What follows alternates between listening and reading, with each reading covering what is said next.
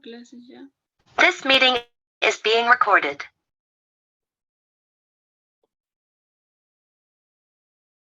Hola, ¿cómo están? Buenas tardes. ¿Me escuchan? Buenas Buenas tardes. tardes. ¿Sí se escucha? Hola, ¿qué tal? ¿Cómo están? Buenas tardes, dice. Bueno, vamos a retomar nuestro avance de asignatura, que hemos ya hecho un primer recordatorio la semana pasada, y voy a seguir sobre el apunte de lo que ya habíamos visto. Entonces, por favor, quisiera me confirme si se está viendo mi presentación.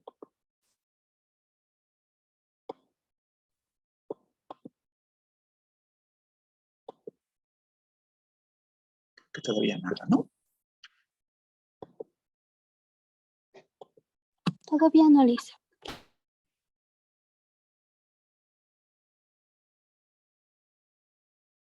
¿Ahora sí? Sí, Lisa, ahora sí. Excelente.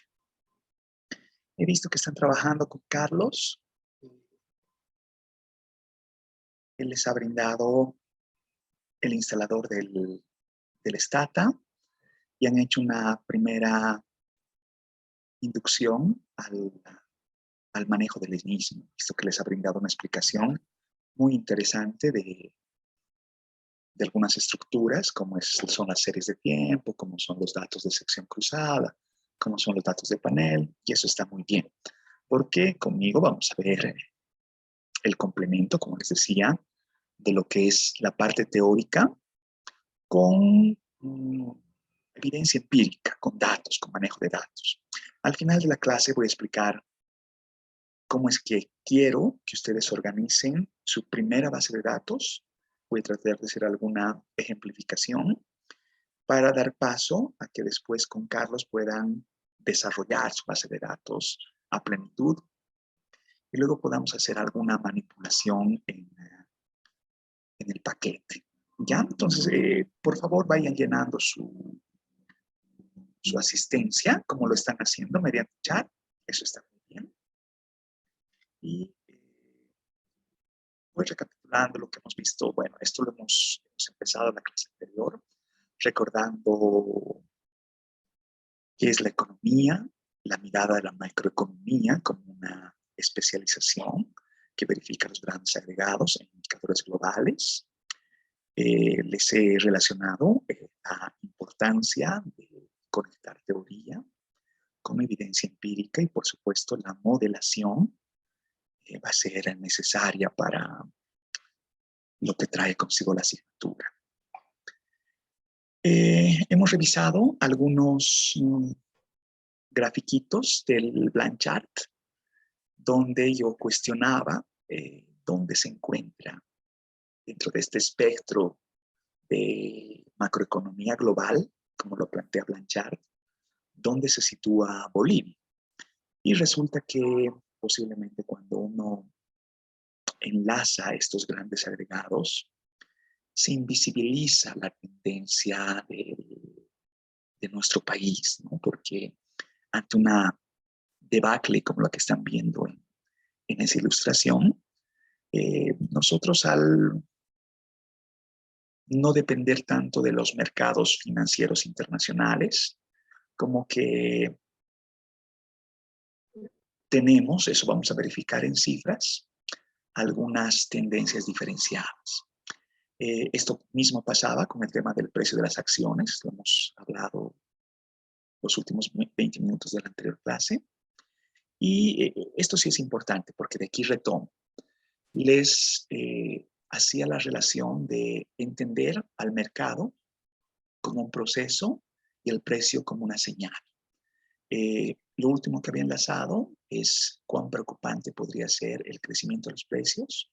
Voy a hablar un momentito más. Nosotros tenemos históricamente una relación bastante conflictuada con la hiperinflación de prácticamente un 22.000% de crecimiento entre un periodo y otro, y eso que realmente es estrepitoso, ¿no? Pero vamos a hablar también del por qué llegó a esa situación y cómo debemos aprender de nuestro pasado. Les mostraba, este ha sido el último elemento que hemos avanzado el miércoles anterior, que Blanchard, en esta lógica de conectar la economía global, bueno, pues Blanchard responde a una escuela gringa, ¿no es cierto? Es profesor del MIT, Blanchard, ¿no? Entonces, en su libro Macroeconomía, él está vinculando alguna estadística inicial en esta lógica de los grandes agregados de los Estados Unidos, ¿no? Bueno, tal vez ahí la cifra está a 2014, ya tiene unos añitos, pero sí nos sirve para matizar relativamente dónde está locacionado Bolivia. Así como tenemos Estados Unidos con una producción de 17.4 billones de dólares, una población de 319 millones de habitantes, un PIB per cápita de $54,000 al año y un porcentaje de la producción mundial de un 23%. Realmente el peso de la producción de los Estados Unidos es importante.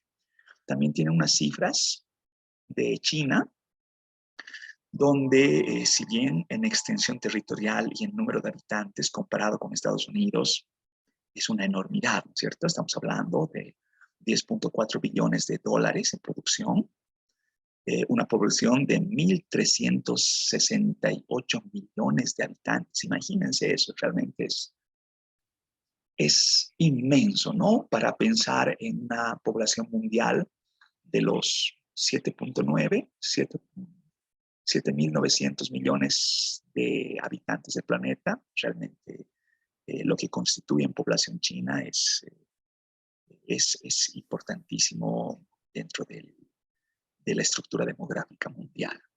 Y un PIB per cápita, por supuesto, mucho menor que el de Estados Unidos, superior al nuestro, de unos $7,000 anuales y un porcentaje de la producción, a pesar, como decía, de su gran extensión territorial y gran número de habitantes, con menor peso de Estados Unidos. Y yo les decía, ¿y Bolivia dónde se encuentra en todo esto? Y hacíamos algunas cifras, ¿no? Me daban una relación de 36.000 millones de dólares como Producto Interno Bruto y relacionábamos una población, pensemos como el último referente de la proyección poblacional a 2021 de 11.9 millones de habitantes y un PIB per cápita, haciendo simplemente un cálculo aritmético de unos $3,000 al año, ¿no? El porcentaje de la producción mundial, si hubiera ese cálculo para el caso boliviano, realmente sería 0.000, realmente una nada, ¿no es cierto? Realmente somos imperceptibles en cuanto a la producción mundial. Somos bien chiquititos. Pese a eso, esto es algo que voy a relacionar más adelante, ¿no? Pero gran parte de los discursos oficiales, ¿no? El discurso presidencial que hemos tenido para este 6 de agosto, sigue enlazando ese elemento del crecimiento de Bolivia y la inflación, que realmente somos el país con menos inflación. Bueno, yo realmente deseo que ustedes sean críticos frente a este tipo de apreciaciones, ¿no? Es decir, más que apreciaciones, es un discurso oficial de nuestro primer mandatario. Pero ustedes como economistas tienen que rebatir con argumentos, con evidencia empírica, más que simplemente ser una escucha pasiva, ¿no? Y eso vamos a cuestionarlo. Puede ser que en crecimiento post pandemia, o ya pensemos superando la pandemia, estemos con cifras expectables, pero realmente somos un enano frente al contexto mundial, ¿no? Somos muy minúsculos.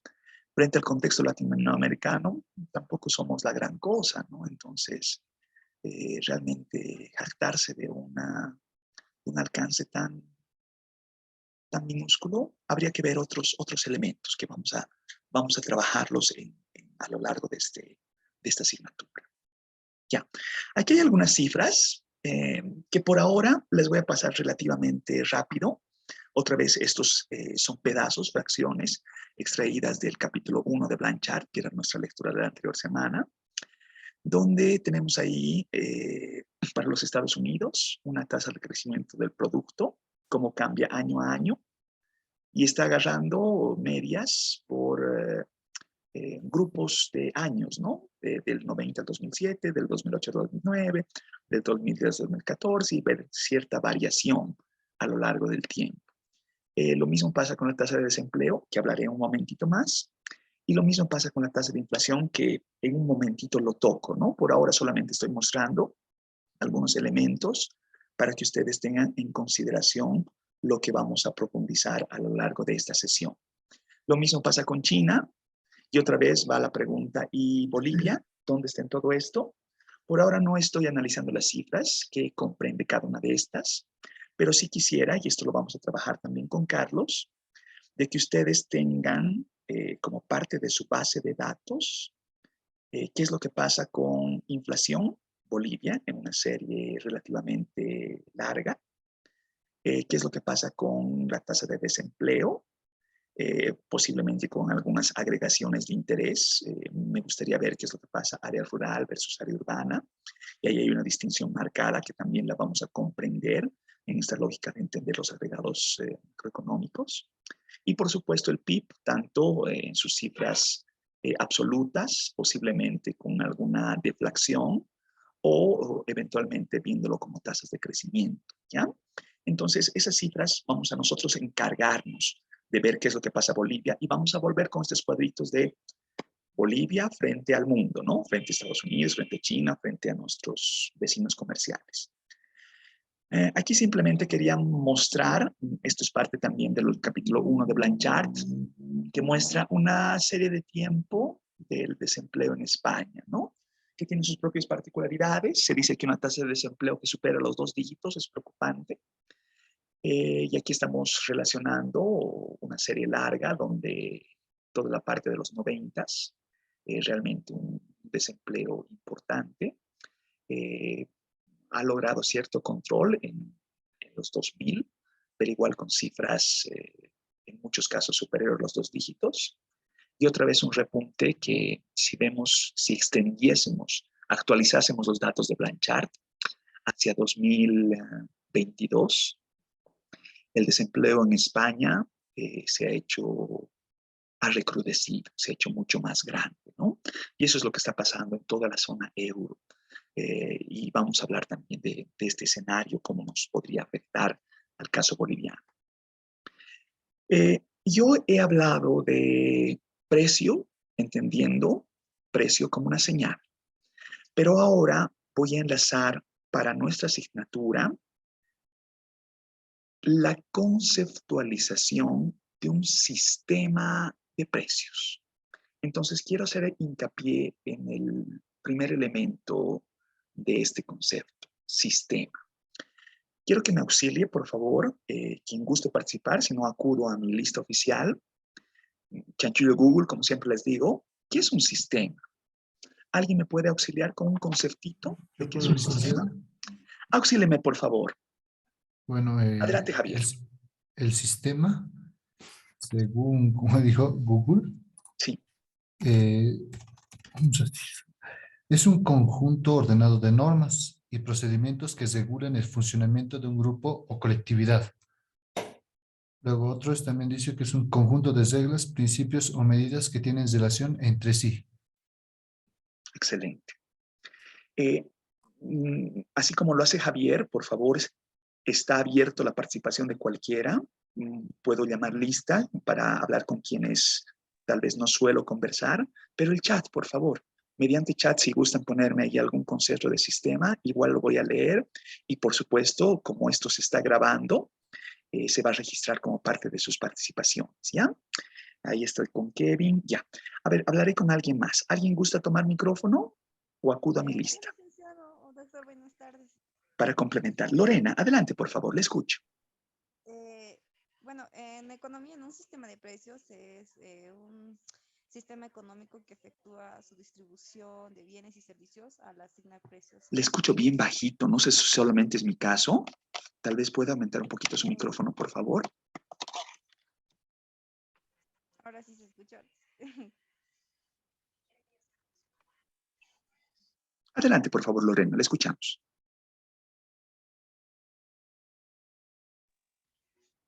¿Se me escucha, doctor?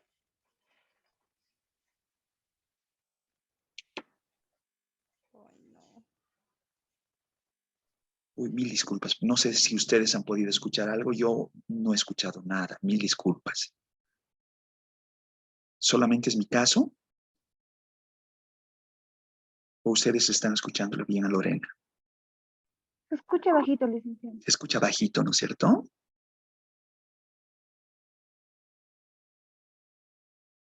Ya. Tal vez alguien más pueda auxiliarme, por favor, con alguna otra intervención o algún concepto de qué es sistema.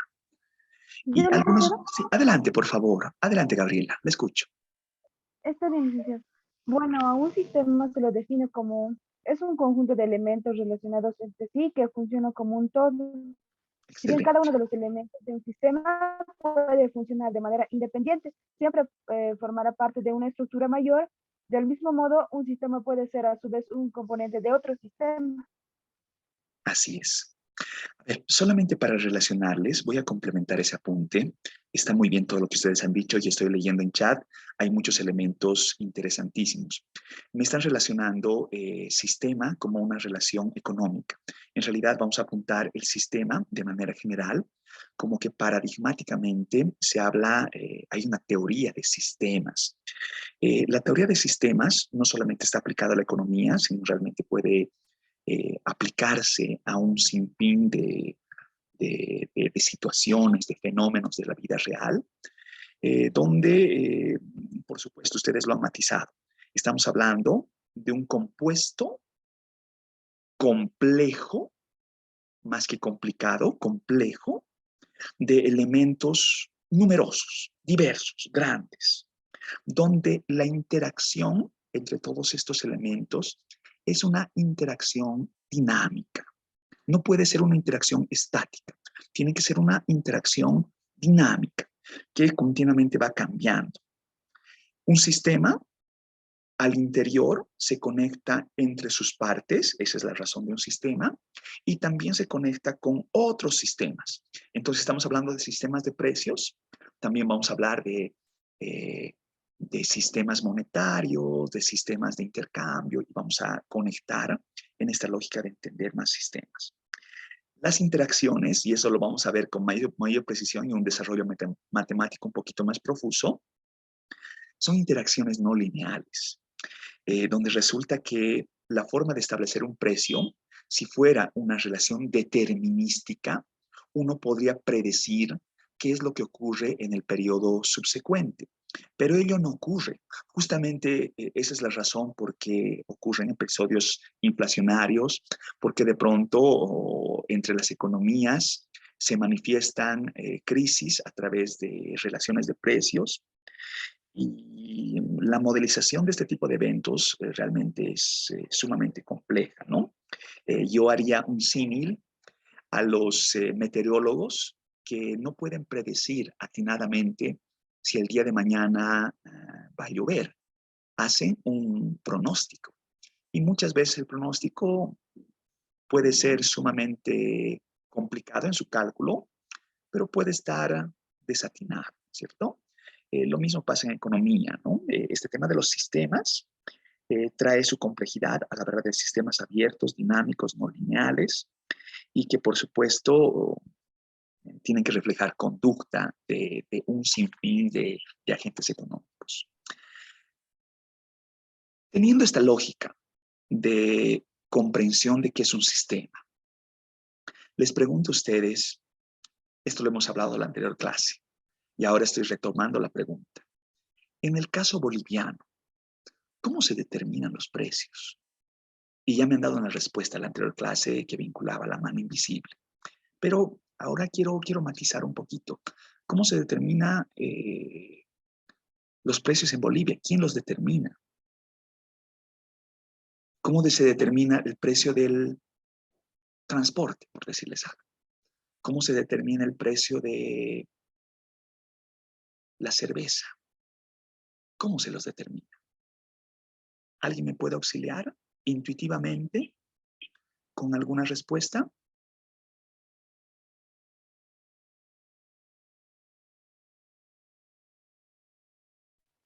¿Puedo yo, licenciado? Ayúdeme, por favor.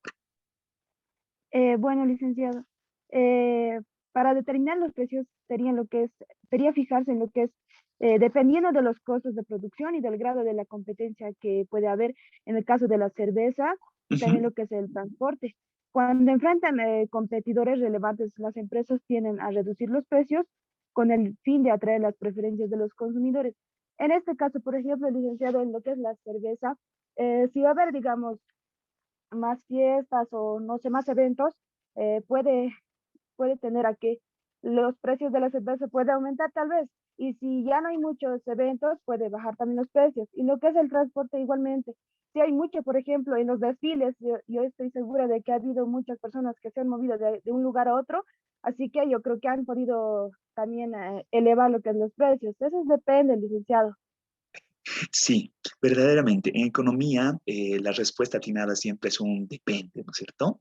Entonces, yo no quiero quedar con la respuesta simplista de los precios se determinan por las fuerzas de mercado, que es la oferta y la demanda la que determina el precio. Esa es una respuesta de texto, pero siempre se la determina así.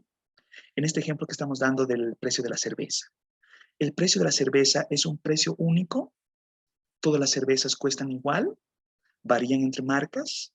¿Varían según el lugar donde se las consuma?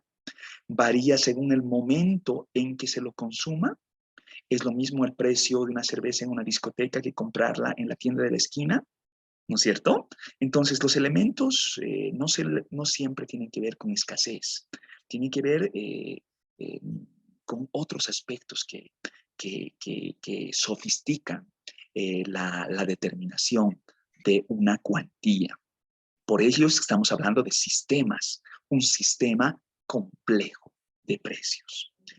Los precios comunican información pertinente a todos los participantes del mercado sobre cierta disposición de bienes o servicios que se podrían obtener. Por supuesto que la forma de canje es a través de nuestro trabajo, ¿no es cierto?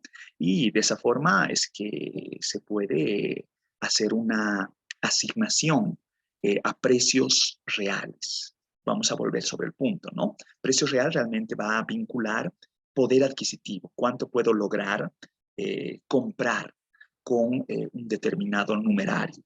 Pero luego volvemos sobre ese concepto. Detrás de los precios, del sistema de precios, de lo evidente, de lo fáctico, existe toda una teoría. Ya sabemos que la teoría es una explicación que conlleva un conjunto de postulados, hipótesis, planteamientos, etcétera, etcétera, etcétera, que tratan de lograr una respuesta atinada a una realidad. En este caso, estamos hablando de la teoría de los precios, que trata de explicar cómo se establecen estos en una economía. Y, por supuesto, la explicación no es simple, sino que obedece a diversos condicionamientos. Lo que ustedes han visto en sus cursos de microeconomía. Ustedes veían estructuras de mercado, la competencia perfecta, y en función de la competencia perfecta, que tiene ciertos supuestos en los cuales se basa su planteamiento de operar el libre mercado, la oferta y la demanda y la determinación de los precios. Se va rompiendo estos supuestos y entramos a estructuras diferenciadas, ¿no es cierto? Vemos estructuras alejadas incluso de la competencia, como podría ser un monopolio, un oligopolio, un monopsonio, o estructuras un poco más complejas, ¿no? Donde incluso uno puede relacionar en esta mirada de establecer precios, estructuras tarifarias, por decir algo, ¿no? El precio al cual se vende el bien o el servicio en el mercado se determina en este confluir de factores, ¿no? Entre oferta, demanda, número de productores, número de consumidores, y está bien. Teóricamente esa puede ser una respuesta relativamente aceptable para nosotros como economistas. Sin embargo, también hemos aprendido otros elementos que amplían nuestro análisis. Por ejemplo, el tema de las elasticidades que cuantifican variaciones en función de ciertas preferencias, de cierta escasez, de cierta sustitución. Ya sabemos por los cursos de economía básica el tema de del cambio entre los gustos, las actitudes, las preferencias, los costos y la estructura donde estos bienes y, por supuesto, la determinación de sus precios actúan. En una economía, un sistema de precios va a ser cualquier sistema económico que efectúe una distribución de bienes y servicios al asignar precios para cada bien, empleando el numerario. En este caso, el numerario es dinero. Ya las economías modernas, salvo excepcionales casos, no se manejan mediante el trueque, ¿no es cierto? No hay intercambio de bien por bien, sino generalmente utilizan una moneda en curso legal. O se pueden pagar, se pueden diferir ciertos pagos a través de cheques, transferencias cuenta a cuenta, pagos digitales, ¿no? Excepto en comunidades primitivas, como les pongo ahí, las sociedades modernas usan el sistema de precios para asignar los recursos. Sin embargo, el sistema de precios no siempre es usado en todas las decisiones actuales en la asignación de los recursos. Yo les ponía el ejemplo la semana pasada de ¿y quién determina el precio del pañal en el SEDEN? Y curiosamente ustedes me decían, no, pues ahí es realmente el criterio de un político que asigna, no sé, bajo cierta lógica, alguna mirada de precios que pueden estar incluso sobredimensionados de lo que el mercado está asignando, ¿no es cierto?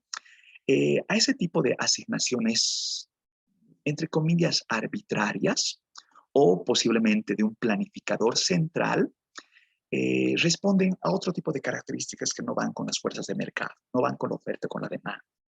Les pongo una palabrita que han debido ver seguramente en sus cursos de microeconomía, el maximin, que se piensa que un Estado benefactor, que en cierta forma, esto estamos hablando del señor John Rawls, ¿no es cierto?, que por un tema de juicio moral de asignaciones escasas, en una economía planificada, se precautela por el peor situado, ¿no es cierto? La persona más pobre de las pobres, el que está en la escala más baja de ingresos, se le hace una reasignación de recursos para poder, para que éste pueda subsistir, ¿no es cierto? Para que éste pueda mantenerse.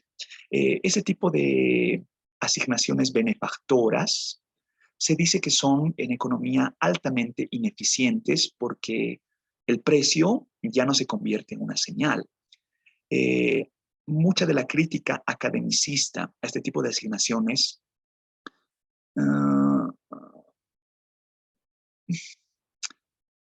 se basan sobre todo en la ineficiencia que genera en el dinamismo económico. A ver, quiero matizar el punto y aquí voy a cuestionarlo con ustedes. De estas políticas se las habla como las políticas Robin Hood. ¿Qué se refieren con las políticas Robin Hood? Quitarle al rico para darle al pobre, ¿no? Entonces, la pregunta, y se los planteo a ustedes, ¿por qué intuitivamente hablando, ¿no? Aquí no hay un respaldo que les pida que acuden inmediatamente, pero ¿por qué se podría pensar que una política Robin Hood, en esta lógica de asignación de precios más allá del mercado, puede ser ineficiente? En el caso de los bolivianos, ¿no es cierto? Podemos hacer la analogía de lo que pasa con Renta Dignidad, Juana Zurduy, Juancito Pinto, Yungán, etcétera, etcétera, etcétera, ¿no? Políticas redistributivas, donde en cierta forma no es que de manera directa estén quitando al rico para darle al pobre, pero sí, sí son subsidios, ¿no es cierto? La pregunta que les hago a ustedes, ¿cuál sería la crítica a este tipo de asignaciones fuera del mercado? ¿Podría haber alguna crítica? ¿Por qué se dicen que estas son ineficientes? ¿Alguien me puede auxiliar con algún comentario? ¿Alguna mirada que tengan ustedes? Licenciado, porque desincentiva la inversión privada. La inversión privada, ya, puede ir por ese lado. Pero quiero relacionar otro tipo de desincentivo. A ver, si resulta que tenemos aquí como que dos agentes, ¿no? Tenemos el agente rico, que tiene muchos ingresos, y el agente pobre, que escaso, ¿no es cierto? Tiene pocos ingresos. Entonces, pensemos que por una política de reasignación que se ingenia el gobierno, que dice, le voy a quitar a este y lo que le quite se lo voy a dar a este otro. A eso me refiero con Robin Hood, ¿no es cierto? Quitarle al rico para darle al pobre. Entonces, si resulta que yo le voy a quitar al rico, el rico dice, producto del trabajo que estoy realizando, me están quitando mis ingresos. Por tanto, me está desincentivando a trabajar. Como usted dice, Diana, a invertir, ¿no es cierto? ¿Para qué invierto? ¿O para qué trabajo? ¿O para qué me esfuerzo si el Estado me va a quitar? ¿No es cierto? Por un lado. Y por otro lado, le está dando al pobre, ¿no es cierto? Y el pobre, ¿cómo recibe? No recibe con un esfuerzo, sino recibe de sentado, ¿no es cierto? Entonces, el pobre, en una lógica racionalista, dice, ¿para qué me esfuerzo si igual el Estado me va a regalar? ¿No es cierto? Entonces, esa es la razón de por qué la asignación fuera del sistema de precios resulta siendo ineficiente, porque principalmente desincentiva el trabajo, desincentiva el esfuerzo, desincentiva a la inversión, como decía Diana, ¿no es cierto? Entonces, es cuestionable ese tipo de asignaciones fuera de la lógica de interceder entre los oferentes y los demandantes, ¿no? Pero puede tener otros argumentos que seguramente los vamos a ir desarrollando a lo largo de la asignatura. El sistema de mercado y de precios se constituye en una fuerza organizadora fundamental para el funcionamiento de una economía. Y pongo entre paréntesis una economía capitalista. Si resulta que estamos hablando de una interacción donde los precios se adquieren dando dinero, la pregunta, y esto se los hago para que ustedes me relacionen intuitivamente en sus respuestas. Existen pocos casos, posiblemente hay ciertos atisbos con cuestionamientos de economías tendentes al socialismo o socialistas en el mundo. La pregunta es, en una economía socialista, ¿cómo se asignan los recursos? ¿Funciona el sistema de precios? ¿Existe un sistema de precios? ¿Se intercambia por dinero? ¿Qué es lo que ocurre? ¿Alguien tiene una respuesta que pueda auxiliarme, por favor?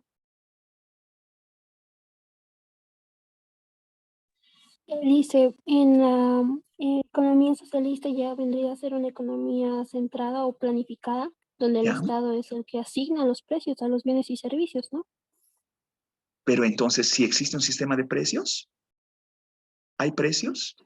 ¿Cuál es el sentido de que haya En- precios si hay intercambio? Es la pregunta. ¿Hay dinero?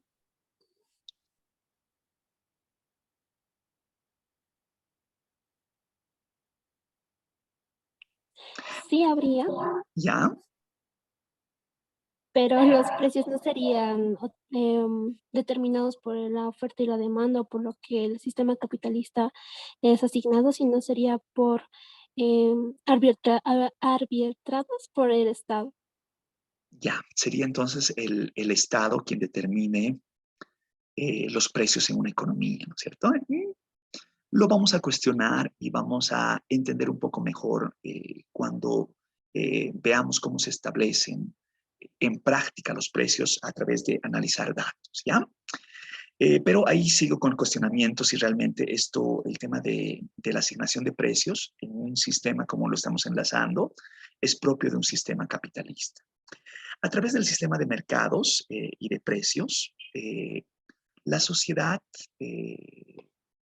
decide cómo va a asignar sus recursos, qué y cuánto se va a producir y cómo distribuirlo como una producción resultante, ¿no es cierto? Es la forma como en una economía moderna nos manejamos, ¿no? Un sistema de precios relativos podría ser tanto un sistema de precios fijos donde los precios sean dispuestos por un gobierno, lo que decía hace un momentito Arlet, O pueden ser un sistema de precios libre, donde los precios fluctúan y son determinados de una manera desregulada a través de la oferta y la demanda. O, como ocurre en el caso boliviano, una combinación de ambas cosas, ¿no es cierto? Hay ciertos precios que son determinados por el mercado y responden a un sinfín de variables. Y existen otros precios que son determinados por el gobierno, ¿cierto? Y hay un sistema de precios mixto. Entonces, en el caso boliviano tenemos esta coexistencia, ¿no es cierto? Donde hay las dos determinaciones. El mercado determina en algunos casos, y en algunos casos es el Estado. Fundamentalmente, los sistemas de precios giran en torno al comercio y el dinero. El sistema de precios expresados en dinero es el mecanismo que espontáneamente permite coordinar los intercambios cada vez más indirectos entre las personas. ¿Por qué en una economía moderna es importante los numerarios? Porque de otra forma es difícil establecer, se subjetiviza el intercambio que no pueda fungir a través de un numerario. Ustedes han debido ver, esto hablaba con sus compañeros de economía monetaria. En el caso boliviano, ya no diré Bolivia, diré lo que ustedes relacionan o lo que conozcan. ¿Existe todavía el trueque? ¿Hay el trueque? ¿Se maneja el trueque? ¿En Bolivia? ¿Han escuchado hablar del trueque? ¿Qué es el trueque? ¿Dónde se da el trueque? ¿Alguien me puede auxiliar?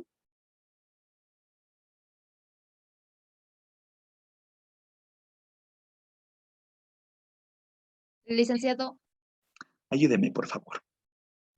bueno, a lo que tengo entendido, el trueque es lo que son en las comunidades.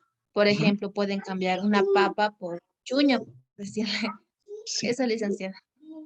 Sí, y esta mañana me daban ejemplos bien diversos, ¿no? Me han dicho, en Cobija, por ejemplo, me decían, hay un intercambio de producción, castaña, por enlatados, por decirles algo, ¿no? O en las comunidades, en ciertas comunidades, lo que usted decía, ¿no? Intercambio de productos, papa por chuño. Pero otra vez es mi gran cuestionamiento. ¿Quién establece el numerario de decir cuánta cantidad de producto vale un enlatado de sardina, por decirles algo, ¿no es cierto? Se complica el comercio. Y la explicación que me daban esta mañana, que ha sido muy interesante, uno vincula comunidades rurales. Pero ¿acaso no han visto que se da trueque en el marketplace de Facebook? Cambio laptop por un celular de última generación. Igualmente, en ese tipo de intercambios de bien por bien, existe un proceso de negociación donde se tiene que establecer cierto vínculo de precios, donde pensemos, ¿no? Que en la práctica ambos compradores se encuentran y verifican el estado de su producto, ¿no es cierto? Y dicen, mira, tu laptop está muy viejita y mi celular es prácticamente nuevo, entonces vas a tener que compensar con dinero, ¿no es cierto? Entonces, nuevamente volvemos a un sistema de precios que establezca una relación, entre comillas, justa de productos. Dentro de los precios más importantes que se determinan en una economía está la determinación de la fuerza de trabajo. Y la fuerza de trabajo se la remunera a través de un sueldo, un salario. La pregunta que les hago a ustedes, ¿cómo se determinan los salarios en Bolivia? ¿Cómo se determina quién gana qué? ¿Quién me puede auxiliar, por favor?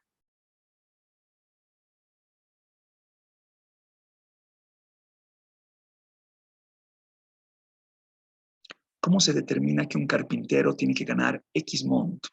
O el jornal de un trabajador a destajo, de un albañil, de un trabajador del agro, o un arquitecto, ¿cuánto tiene que ganar? O un abogado, ¿cuánto gana? O si vamos al otro lado, ¿Cuánto gana un ministro? ¿Cuánto gana un diputado? ¿Quién determina eso? ¿Cómo se determina? ¿Valquiria quiere decirme algo? Sí, licenciado. Yo creo que sería de acuerdo a la función de su trabajo, ¿Ya? pero determina su mano de obra, ¿verdad? En cuanto a un ministro, no sé, al alcalde, digamos, sería de acuerdo a su jerarquía y también a los estudios adquiridos. Eso es bien interesante. De los que hemos visto econometría 1 en el invierno, y me hacían referencia a la anterior clase, ¿no? Las ecuaciones Mincer. Y mostrábamos con datos cómo resulta que el que tiene más educación en Bolivia no es el que gana más. De hecho, yo hacía la crítica de decir hace un par de gestiones quién era el que más podía ganar como función pública, cuál era el salario más alto, y nadie más podía ganar más que él, el presidente, ¿no es cierto?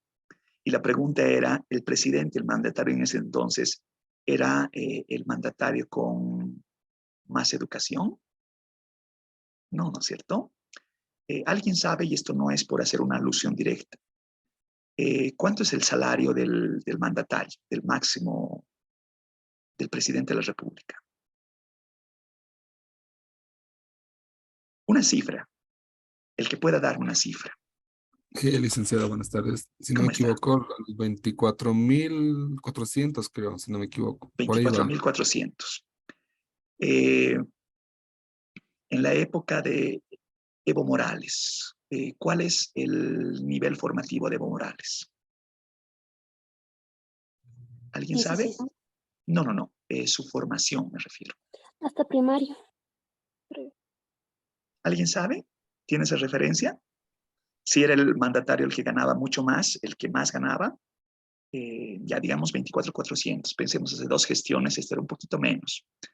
Pero, ¿hasta qué grado formativo ha llegado ese mandatario? Hasta sexto de primaria, creo, licenciado. Hasta primaria, Lisa.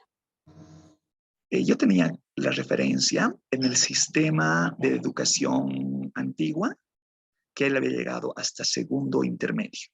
Estamos hablando, cuando el segundo intermedio representaba, era de 1 a 5 primaria, intermedio era de 1 a 3, y estaríamos hablando secundaria de 1 a 4, en ese sistema, ¿no?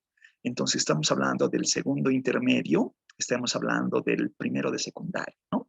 Entonces, ahí hay el desfase, ¿no? En el caso boliviano, la formación no necesariamente es un reflejo que determine los salarios. Y otra vez, ¿cómo se determinan los salarios? Y otro dato llamativo que les doy en lo que estamos hablando. ¿Saben cuál es el número de años promedio de formación de la Cámara de Diputados? No llega ni a los 6 años. ¿Ya?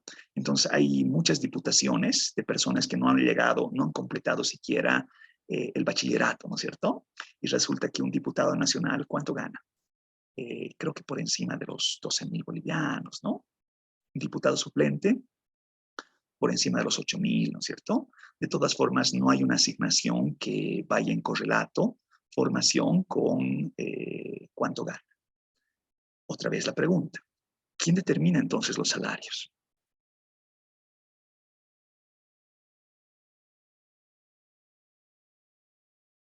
A ver, para ir poniendo nuestras gráficas teóricas, ¿no? Les muestro allí un gráfico de los convencionales, ¿ya? Los que ven en sus cursos de economía básica, donde el eje de las abscisas tienen los precios y en el eje de las ordenadas tienen las cantidades, ¿no?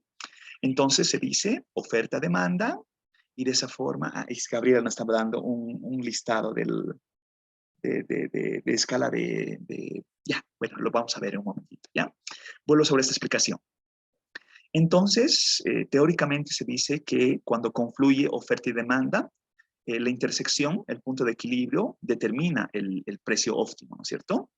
Pensemos que en este caso, teóricamente, yo cambio los ejes y en lugar de P pongo salario y en lugar de Q pongo cantidad de trabajo, ¿no es cierto? Entonces, se supone que en una economía de mercado, los productores y los hogares que brindan su fuerza laboral van a determinar cuál es el salario óptimo. En la mirada neoclásica, se plantea que el mercado de trabajo no necesariamente ajusta las situaciones de equilibrio con pleno empleo. Y esto se debe a que los trabajadores pretenden salarios superiores a lo que la producción genera en un país. ¿Por qué muestro esto? Si ustedes ven el punto de arriba, que dice exceso de oferta, y decimos que en la parte de la demanda va a ser como que el salario que esperan los trabajadores. Y en el lado de la oferta va a ser el salario que van a brindar los productores. Entonces, si resulta que hay este desajuste, los empresarios, los productores, tienden a pagar menos de lo que los trabajadores esperan como asignación. Y como resulta que esta imperfección no permite que confluya oferta y demanda, se genera escasez, ¿no es cierto? Y la escasez en el mercado laboral se traduce en mano de obra no ocupada. Básicamente estamos hablando de desempleo. Ya, ahorita voy a hablar de eso, ¿no? Pero, ¿existe desempleo en Bolivia? ¿Es parte de esa explicación? ¿Podría ser parte de esta explicación la explicación de la teoría neoclásica de cómo se determinan los salarios en Bolivia? Y aquí voy a conectar este conjunto de conceptos que me ayuden a entender cómo se determinan los salarios en el caso boliviano. Acabo de hablar de uno de ellos, el exceso de oferta, pero quiero enlazar otros elementos. El segundo, por ejemplo. En economía, ustedes ayúdense con el chanchullo de Google, por favor, quien quiera auxiliar. ¿Qué debo entender por pleno empleo? ¿Qué es el pleno empleo? ¿Qué dice el Google que es el pleno empleo? El pleno empleo dice que es el concepto económico que hace referencia a una situación donde la totalidad de la población activa de un país se encuentra trabajando. Ya. ¿En Bolivia hay pleno empleo? El concepto es excelente. La pregunta ¿es real ese concepto? ¿En Bolivia hay pleno empleo? No, licenciado. No, licenciado. Ya. ¿Qué es lo que ocurre entonces? ¿Qué es lo que ocurre en Bolivia? ¿Desempleo, licenciado? Ya. A ver, y esto hay que matizarlo de la forma más apropiada. Si yo distinguiese fuerza laboral por áreas geográficas de lo que ocurre en el área urbana, en el área rural, se dice teóricamente que el desempleo tiene un matiz urbano más que rural. Y explico por qué. En el área rural, según la teoría económica, y esto puede ser corroborado incluso con evidencia empírica, podremos relacionar nuestros datos Bolivia, se presume que existe pleno empleo. En el siguiente sentido, desde el más pequeñito hasta el más viejo, el más adulto, el adulto mayor, siguen trabajando y son parte de una fuerza productiva donde la unidad familiar es a la vez una unidad productiva. Entonces, ahí hay una presunción de pleno empleo. Una presunción. Una presunción. ¿Perdón? Se habilitó por ahí un micrófono, ¿no? Ya. Luego vamos a hablar de esta presunción de pleno empleo, ¿ya? Y vamos a relacionarlo con la fuerza de trabajo. Voy con el tercer concepto. ¿Qué es un salario base? ¿Qué es un salario base? ¿Qué dice el Google que es un salario base? ¿Sería algo similar al salario fijo, dice? Un salario fijo. ¿Qué es un salario fijo? El que no cambia dependiendo, digamos, al mes.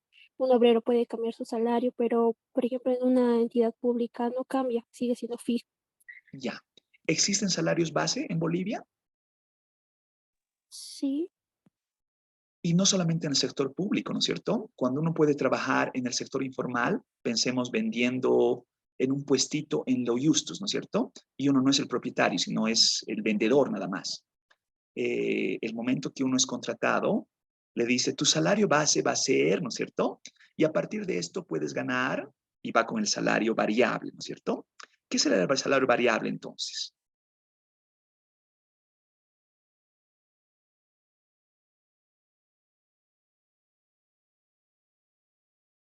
Los incrementales, ¿no es cierto? Los adicionales. Vos como, no sé, vas a vender productos ESICA y de ESICA vas a ganar, no sé, este monto, salario base. Pero mientras más cosméticos vendas, vas a tener un ingreso adicional, un salario variable, ¿no es cierto? Un elemento adicional que en función del esfuerzo, en función del número de ventas, en función de la producción, puede ir aumentando, ¿no es cierto? Ya, todos esos conceptos son de texto y pueden ser parte de nuestra realidad. Por eso estoy ejemplificando con situaciones de la cotidianidad. Ya, la pregunta, ¿existe salario mínimo en Bolivia? Sí. ¿Cuánto es el salario mínimo? 2.250. 2.000, perdón. 2.200. 2.250. 2.250, ya. La pregunta, y por favor, auxílieme a quien quiera auxiliarme. ¿Qué quiere decir el salario mínimo en Bolivia? ¿Qué representa que existe un salario mínimo? El salario mínimo es la remuneración mínima o sueldo mínimo. Se refiere a la cantidad mínima de dinero que se le paga a un trabajador en un determinado país y a través de una ley establecida oficialmente para un determinado periodo laboral, hora, día o mes, que los empleados deben pagar a sus trabajadores por sus labores. Un favorcito, lo que me acaba ¿lo ha leído de algún lado? ¿Tiene alguna fuente? Sí, licenciado, ¿De dónde viene? de Wikipedia. Está bien, está bien, está bien, está bien. No estoy criticando la fuente, pero si uno ingresa al Ministerio de Trabajo, va a encontrar una conceptualización semejante. Mi punto es el siguiente. Dado que existe una ley detrás de esto, y en el caso boliviano se establece también por ley, como que el Día del Trabajador, el 1 de mayo, hay un ajuste que se hace año tras año por cierta exigencia sindical y en algunos casos tiene una figura incluso política, ¿no? Pero el punto no es ese. Si establezco un salario mínimo de 2.225 bolivianos, la pregunta es, y se los pregunto a ustedes, ¿habrá en Bolivia personas que ganen menos de 2.225 bolivianos? Sí, Sí, licenciado. Sí hay. Entonces, ¿cuál es el sentido del salario mínimo entonces? Dice, según Sí, lo que estoy viendo, este salario mínimo aplica para todos los trabajadores de las empresas. ya. Pregunto, ¿en las empresas no hay personas que ganan menos de 2.225 bolivianos? Sí hay. Por supuesto que hay. Por supuesto que hay. Entonces, ¿cuál es el sentido del salario mínimo en Bolivia? Si resulta, y esto se los pongo en cifras y lo vamos a corroborar con cifras, el 80% de los trabajadores en Bolivia son parte del sector informal. Y de ese 80%, más del 93% gana menos de un salario mínimo nacional. ¿Se dan cuenta lo que les estoy diciendo? Solamente un 7% de ese 80% que es una bolsa grande, gana más que un salario mínimo. Entonces, ¿cuál es el sentido del salario mínimo? ¿A qué responde ese salario mínimo? ¿No les parece un absurdo? ¿No les parece que no está relacionando la teoría económica? Ya. A ver, sigamos con esto. Han debido escuchar hablar, no sé si es que por ahí tienen Wikipedia, de un salario con escala móvil, que es lo que exige siempre la COP año tras año. ¿Qué es el salario con escala móvil? Licenciado, según Internet, Sí. significa subir en la misma proporción en que suben los precios de los artículos de primera necesidad de manera automática, sin que medien los conflictos sociales. Así es.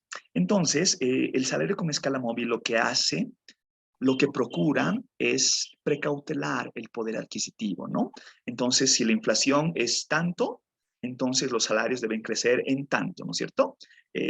A manera de equiparar y que las personas, a través de su trabajo, puedan comprar los mismos bienes que compraban la gestión anterior a los precios de ese momento, ¿no es cierto? Entonces, a eso se refiere con salario con escala móvil, ¿no?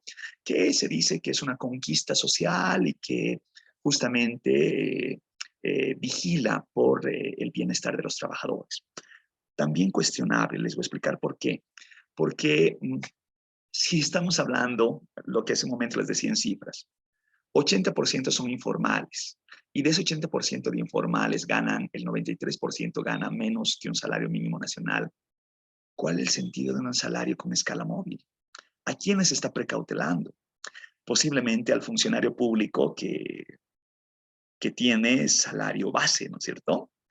Pero al trabajador informal, donde gran parte de sus ingresos provienen de un salario variable, es cuestionable la determinación de ese tipo de medidas. Ya.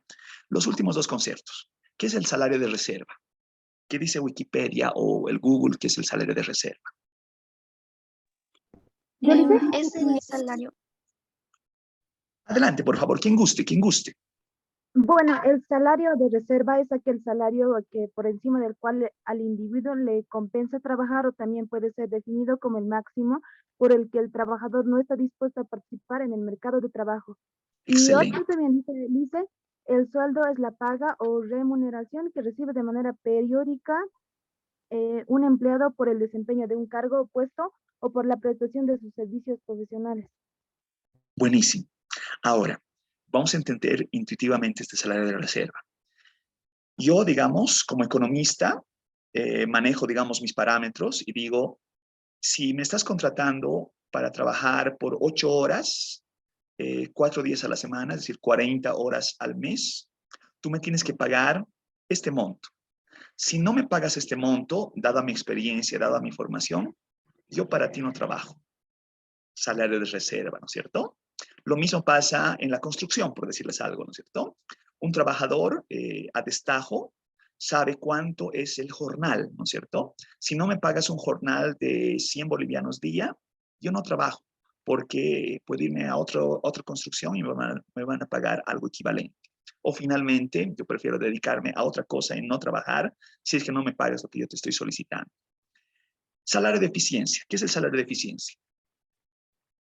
Sí, licenciada, yo puedo Por favor, auxiliarle.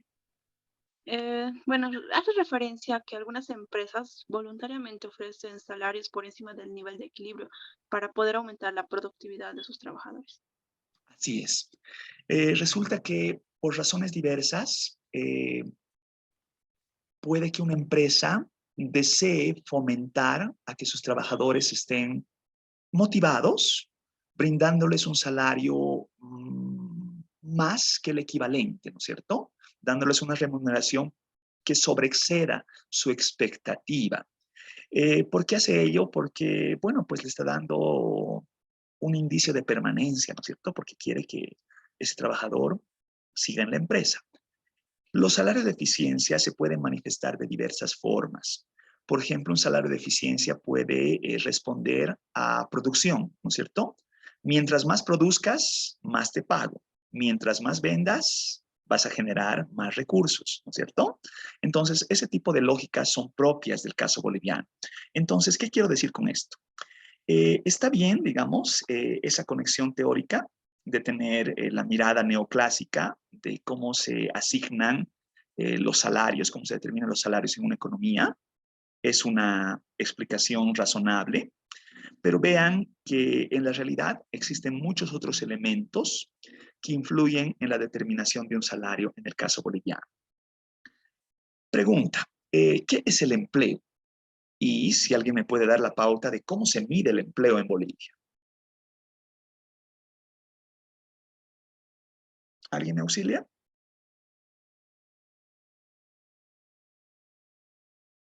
¿Qué dice el Google que es el empleo?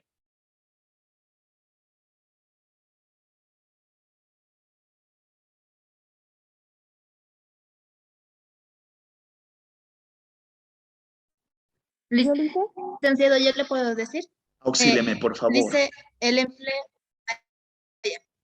empleo es una actividad donde una persona es contratada para ejecutar una serie de tareas específicas, por lo cual percibe una remuneración. Excelente. Y a la pregunta más complicada, ¿cómo se mide el empleo en Bolivia? ¿Por la tasa de empleo? La tasa de empleo, ¿quién mide esa tasa de empleo? ¿Cómo se sabe de esa tasa de empleo? Este es el porcentaje, bueno, es la división entre la población ocupada y dividido entre la población total. Ya, a ver, un segundito. Quiero compartirles un documento, por favor. Me dicen si les ha llegado al WhatsApp. Les estoy compartiendo en este momento. ¿Y por qué les estoy compartiendo ese documento? Porque, ay, ¿qué pasa acá? Porque la grafiquita que les voy a mostrar a continuación en mi diapositiva está un poquito difusa, ¿ya? Entonces quiero que por favor se vea lo mejor posible para poder entender esta determinación del, guay, ¿qué ha pasado?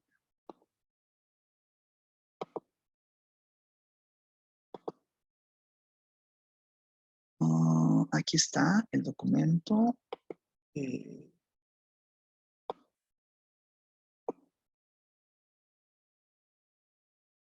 Aquí está.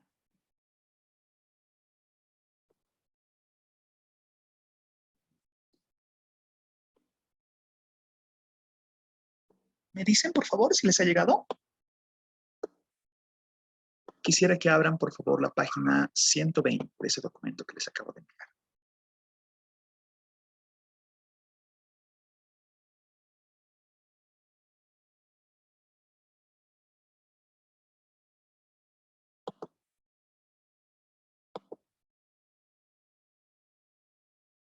¿Les ha llegado? ¿Lo tienen? ¿Dice a WhatsApp? No. Todavía no, Al WhatsApp licenciado. les he pasado. Ahora sí. Ya llegó, licenciado. ¿Ya les ha llegado? A ver, les voy a comentar qué es ese documentito, ¿ya?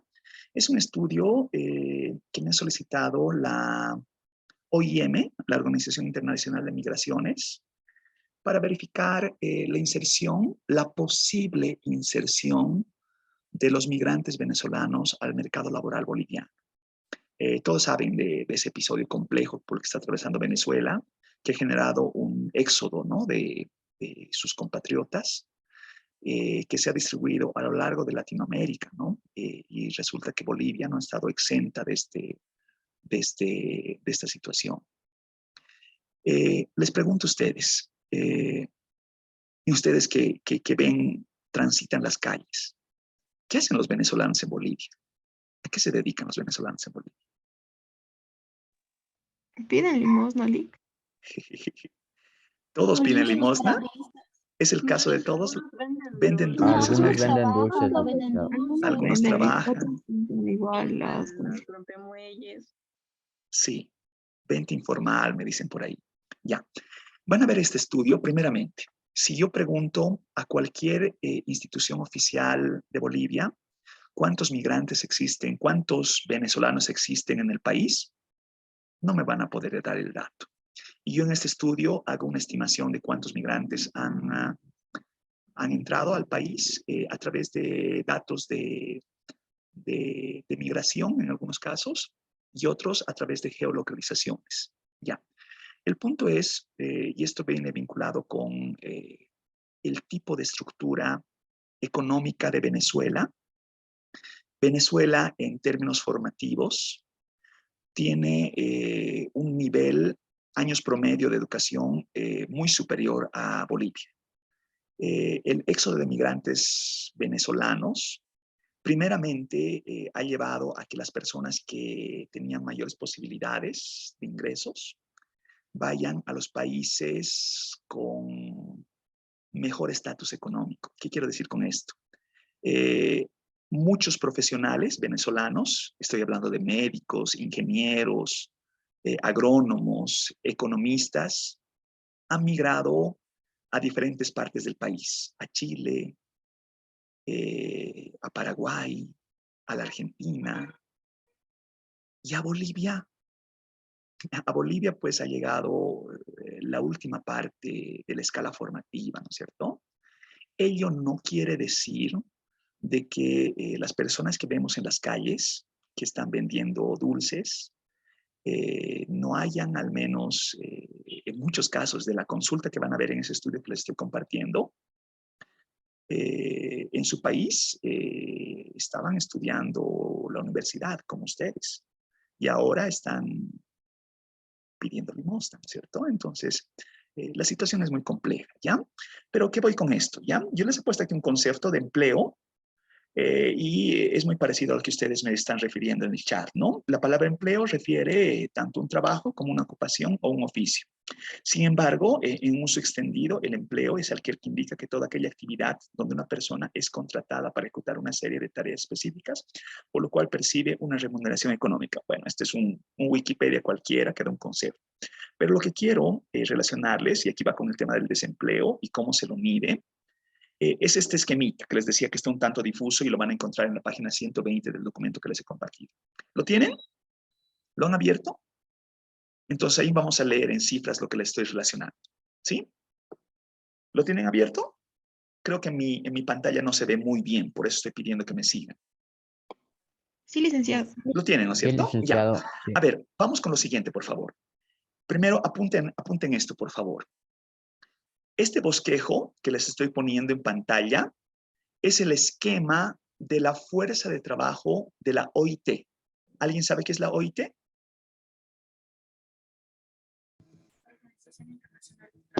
Organización Internacional del Trabajo. Excelente, ¿no? ¿Qué hace la Organización Internacional del Trabajo? ¿Qué dice Wikipedia que hace la OIT?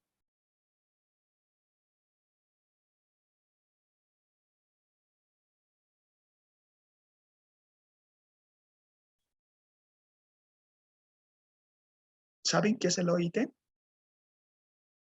La OIT opera en Bolivia, que es otro aspecto también cuestionable. Y si operaba la OIT en Bolivia, ¿por qué se ha ido? Eso es otro elemento cuestionable. Ya. Pero a ver, voy con el gráfico, por favor, para luego entrar en la crítica de lo que les estoy relacionando. Si ven en la parte superior, estos son datos a 2020, por favor. Entonces, requiere una actualización con datos de 2021, que lo vamos a hacer juntos también. Pero, ¿qué quiero mostrarles acá? En la parte superior, donde está girando mi cursor en este momento, está la población total, que estamos hablando de los 11.749.038 habitantes, ¿no? El dato a 2020. La población total se divide en población en edad de trabajar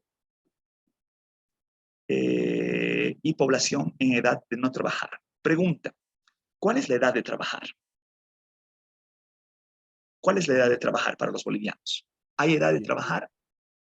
18 años. ¿A partir de cuántos años? 18. 16, me dicen por ahí. 18 en 18. formal y en menor en la informalidad. ¿Existe alguna ley que diga los bolivianos pueden trabajar a partir de los y por debajo de los es penalizado por ley? ¿Existe algo así? Les Sí, pregunto, ¿no? Ya, entonces, ¿a partir de cuánto? Sí, licenciado. ¿Hasta de cuánto A está partir de los penalizado? 18. Ya, les doy la pauta, no es 18. Ya, pero más allá del punto, ¿no han visto acaso que hay niños que trabajan desde los 5, 6, 7, 8, 10, 12 años? ¿Eso no es parte de nuestra realidad? Según la OIT, los rangos son 14 hacia abajo, el rango hacia abajo, que es a partir de los 14 años, según la OIT, ¿cierto? No es según la legislación boliviana. Según la OIT, es a partir de los 14 y llega hasta los 65. Cuestionando el rango de abajo. Si hay personas, si hay niños que trabajan en Bolivia, y de hecho hay las peores formas de trabajo infantil en Bolivia, el caso de la minería, el caso de la zafra de castaña, el caso de las pollerías en Cochabamba, que hay niños que trabajan con cadena, el caso de la zafra del azúcar en Santa Cruz, y así puedo realmente relacionarles gran cantidad de casos donde hay niños que trabajan desde muy tempranas edades, por el lado de abajo. Por el lado de arriba, ¿los bolivianos dejan de trabajar los 65 años? No, Lice. No es edad de retiro, ¿no es cierto? Salvo que esté en un esquema de seguridad de largo plazo, ¿no es cierto? Y se jubile y bueno. Pero ya sabemos que solamente el 20% del trabajo total de los bolivianos está en el sector formal. Por tanto, el otro 80% inevitablemente termina trabajando hasta el último día de su vida, ¿no es cierto? Hay personas que trabajan hasta que mueren. Entonces, eso también es cuestionable. Ya. Entonces, del total de la población, tenemos la población en edad de trabajar, que son los 8.682.662, que constituye el 73% de esos 11 millones. Y población en edad de no trabajar, que es el 3.066.376, que es el 26%. Ahora, aquí hay un elemento coincidente. Si yo sumase niños entre los 0 y los 17 años de edad, ¿saben cuánto suma en el caso boliviano? Si yo sumase niños que están en nivel inicial, primaria y secundaria, ¿saben cuánto suma? Coincidentemente suman los 3 millones como tienen ahí en esa pantalla, ¿ya? Entonces ahí hay un elemento coincidente en cuanto a las cifras. Pero yendo más allá, desglosa de la parte de la población en edad de trabajar la población económicamente activa, que es la que está ya trabajando, y la población económicamente inactiva, ¿ya? Veamos la parte de la población inactiva.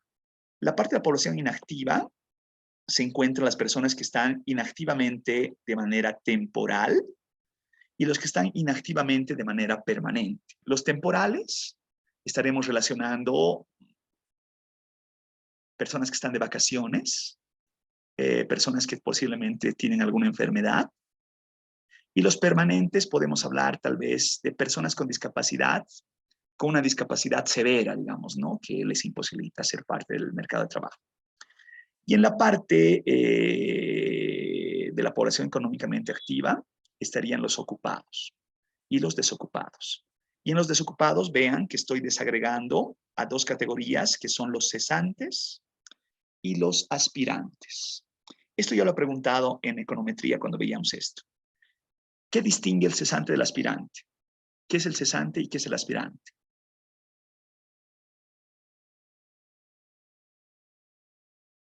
¿Cuál es el cesante y cuál es el aspirante?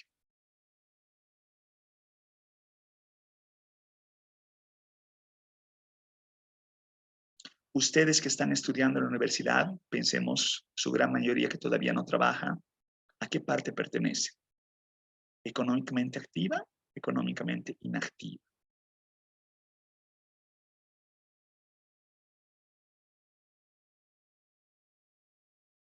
Conceptualmente, ¿qué distingue el cesante del aspirante? ¿Quién me puede auxiliar, por favor? Cesante me dice, excelente, está muy bien ese concepto. ¿Y el aspirante?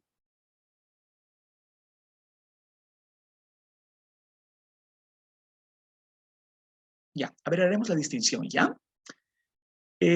Tanto ocupados como desocupados pertenecen a la fuerza laboral. Solamente que de los desocupados podemos hablar de los cesantes, que es aquella persona que ya ha trabajado, es decir, tiene experiencia laboral, pero al momento no está trabajando. Quiere trabajar y activamente está buscando trabajo. Versus un aspirante, que es aquella persona que nunca ha trabajado, pero al momento quiere trabajar y activamente está buscando trabajo.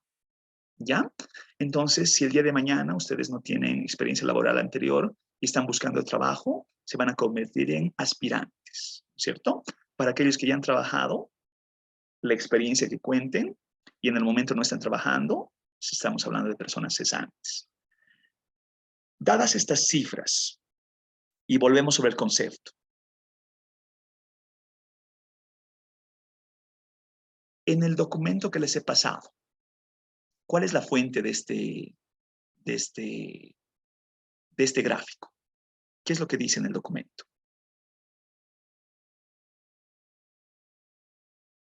Se usaron datos de la encuesta de hogares 2020. Excelente. Entonces, ¿cómo se calcula la fuerza de trabajo? Es a través de las encuestas de hogares. Por favor, ese apunte es importante que lo conozcan. Las encuestas de hogares, así como la encuesta de empleo, son las dos fuentes principales para calcular los datos laborales año tras año. El segundo elemento, me daba hace un momentito una tasa de desempleo. ¿Cómo calculo la tasa de desempleo? ¿Cuál es el indicador de la tasa de desempleo? La división entre las personas ocupadas sobre la total de la población. ¿Tasa de desempleo? Ay, perdón, es tasa de empleo. Ya, empleo. Iremos con empleo, iremos por orden. Empleo, repítame por favor. ¿Cómo calculo el empleo? Es la división entre las personas ocupadas sobre la población total. Ya. Entonces, ¿qué divido? ¿Cuáles de las cifras que están en este gráfico divido?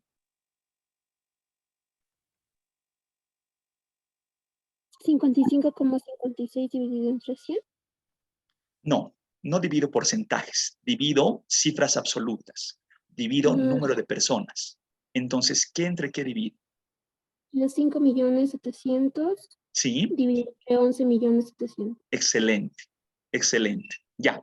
Tasa de desempleo. ¿Cómo es la tasa de desempleo? ¿Cómo se calcula la tasa de desempleo? El número de desempleados ¿Sí? sobre la población activa. Excelente, excelente. Entonces, ¿cómo calculo? ¿Qué entre qué? De esta cifra que les estoy mostrando en pantalla. 511.895 de los desocupados. ¿Sí? Sobre la población económicamente activa, que sería 6.254.406. Excelente, Diana. Auxílieme, por favor, con su calculadora de celular. Divide esos dos cifras. ¿Cuánto da?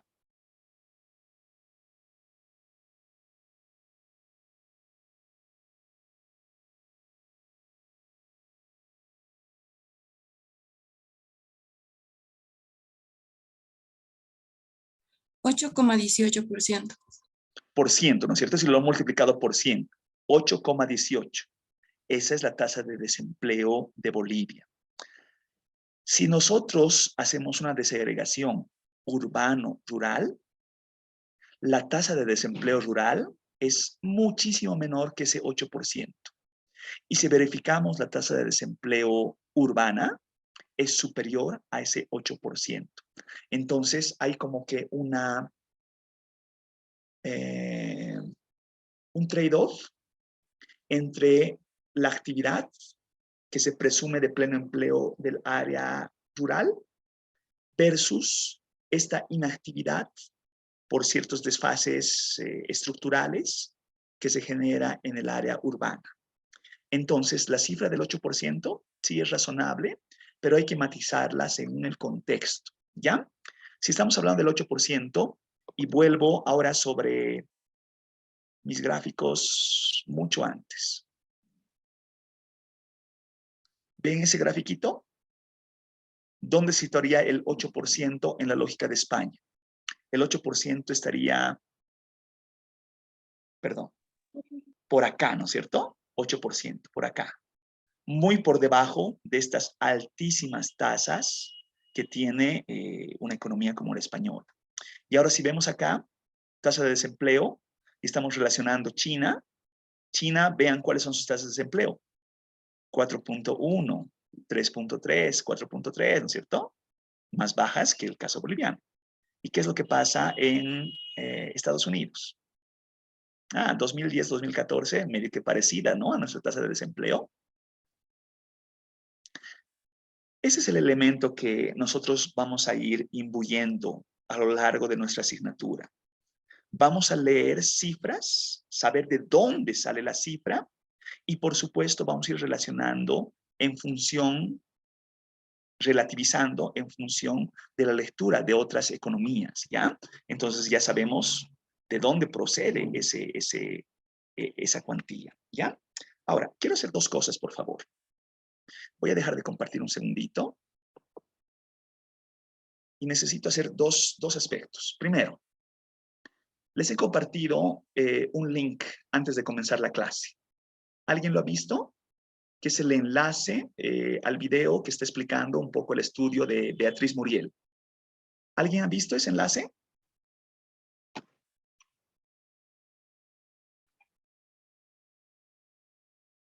Por favor, necesito se descarguen el documento que trae consigo ese enlace. Y en ese documento, que es un libro, necesito por favor que revisen el documento de Beatriz Muriel. El documento de Beatriz Muriel es Situación Laboral Boliviana, Factores Cíclicos y Estructurales. Necesito que lo revisen y que conversemos de esto el día miércoles. Lo segundo, por favor. Necesito que con la ayuda de Carlos, ustedes generen una base de datos con los principales agregados macroeconómicos en cifras, pero no como una hoja de cálculo, sino como una base de datos que pueda ser leída a través del Stata. Necesito que introduzcan sus datos en el Stata. Entonces, a ver, voy a ilustrar en los 10 minutitos que nos resta qué es lo que quiero que hagan, por favor. ¿Ya? Me dicen, por favor, si se está compartiendo mi pantalla.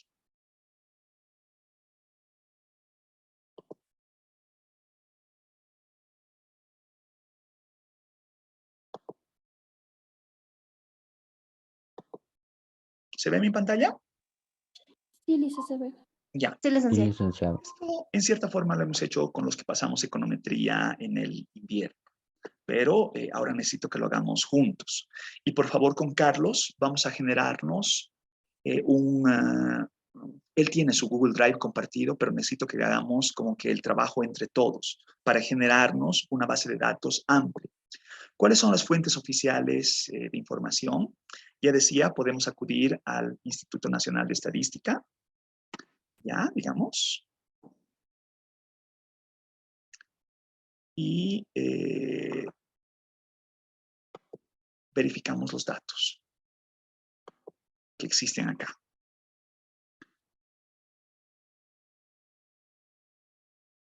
Ay, esto está muy lento, ¿no?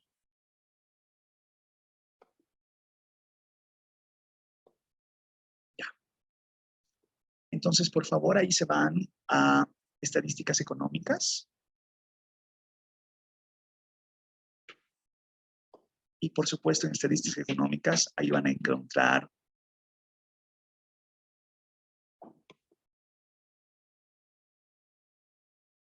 una gran cantidad de datos. Cuentas nacionales, por decir algo, ¿no?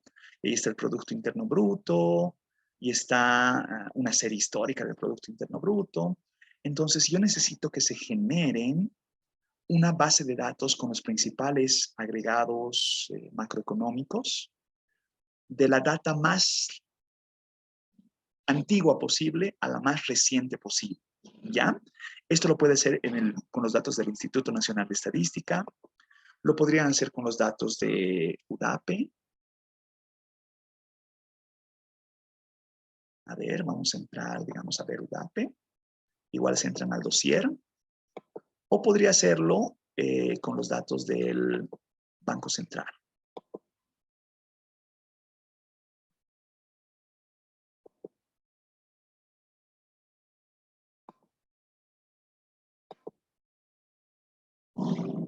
Entonces, a ver, voy a poner como ilustración lo que ocurre con el Banco Central, ¿ya? Solamente para que entendamos lo que estoy queriendo hacer. Lo que necesito que ustedes hagan. Me voy a estadísticas económicas y pongo estadísticas por sector. Perdón. Otra vez. Estadísticas económicas, estadísticas por sector y pensemos, voy a entrar al sector monetario, ¿ya? Y en el sector monetario, seguramente voy a tener los agregados. Por ejemplo, aquí puedo ver agregados monetarios y esto está excelente. Entonces, yo puedo descargar en un archivo en Excel. Pensemos, me estoy descargando ese archivo en Excel. Ya se ha descargado el archivo. Voy a abrir ese archivo.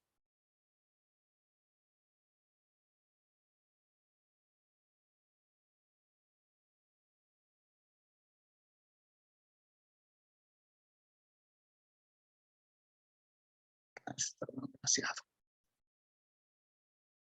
Ya.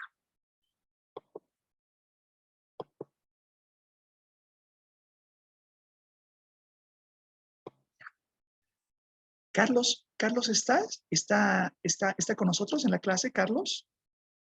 ¿Carlos Pantoja?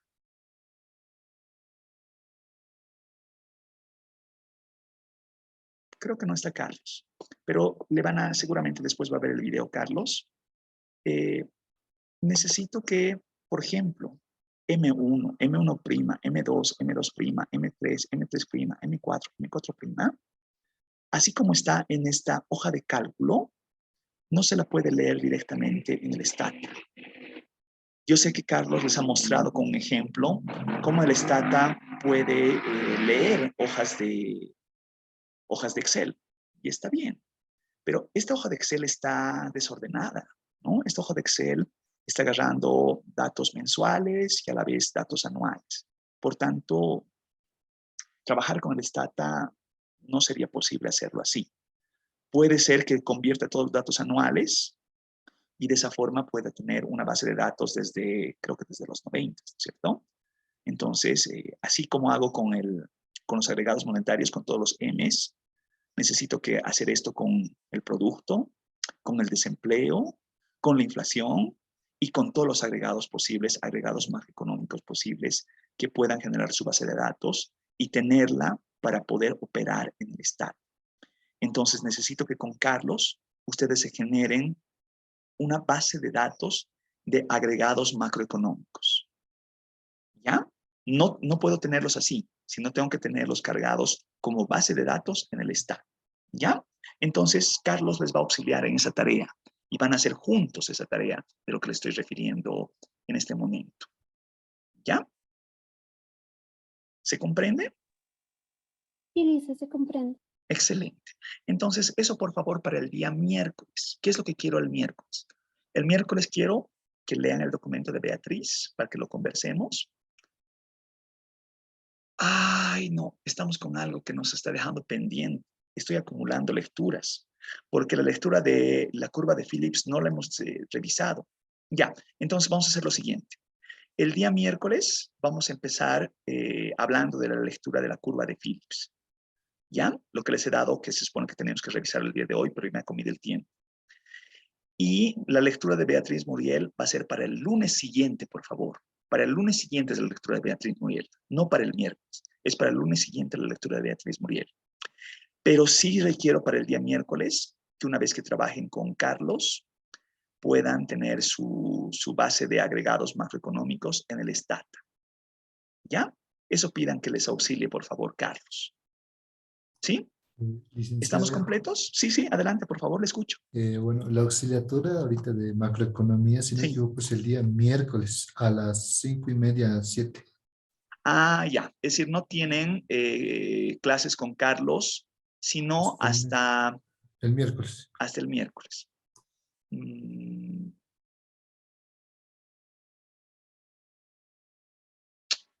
Ya, comprendo.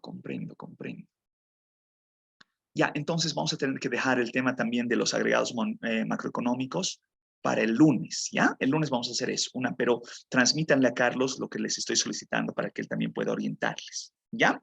Entonces, básicamente para el miércoles vamos a leer nuestra lectura de la curva de Phillips. Me pregunta por ahí la lectura, ¿dónde está? Está en el WhatsApp, ¿no? ¿Lo tienen, no es cierto, la lectura? Sí, a los que se han licenciado. insertado, por favor, si pueden compartirlo nuevamente en el WhatsApp, si pueden auxiliar, rebotándolo nuevamente al grupo, por favor, auxílenme eso, ¿ya? Pueden hacer, por favor, su registro de salida y nos vemos el día miércoles. Muchísimas gracias. Buenas tardes, Lisa, hasta luego. Gracias a ustedes. Nos vemos el miércoles. Hasta luego, gracias. Nos vemos el miércoles. El miércoles vamos a comenzar con nuestra lectura de la curva de Phillips al inicio de la clase, ¿ya? Muchísimas gracias y hasta el miércoles. Gracias. Hasta luego, Lice. Hasta luego, gracias. Hasta luego, Lice, gracias. Hasta luego, Lice. Hasta luego, Lice, gracias. Hasta luego, Lice, muchas gracias.